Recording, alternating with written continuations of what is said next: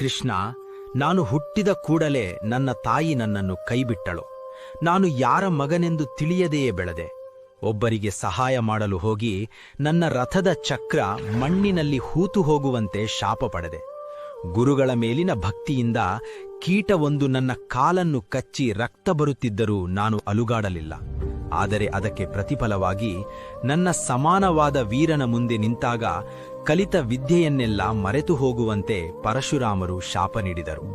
ಬ್ರಾಹ್ಮಣ ರೂಪದಲ್ಲಿ ಇಂದ್ರನನ್ನು ನನ್ನ ಬಳಿ ಕಳುಹಿಸಿ ನನ್ನ ಕವಚ ಕುಂಡಲಗಳನ್ನು ದಾನವಾಗಿ ಪಡೆಯುವಂತೆ ಮಾಡಿದ್ದು ನೀನೆ.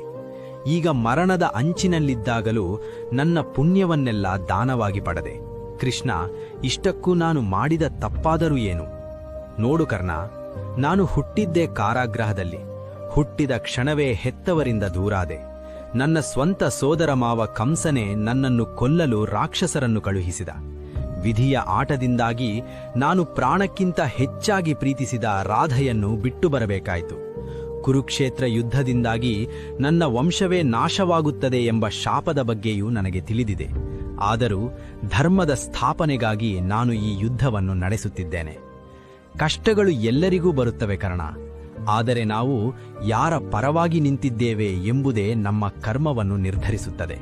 ನೀನು ಮಹಾವೀರನಾಗಿದ್ದರೂ ಅಧರ್ಮದ ಹಾದಿಯಲ್ಲಿದ್ದ ಕೌರವರ ಪರವಾಗಿ ನಿಂತಿದ್ದೆ. ಅದಕ್ಕಾಗಿಯೇ ನಿನ್ನ ಈ ಪರಿಸ್ಥಿತಿ.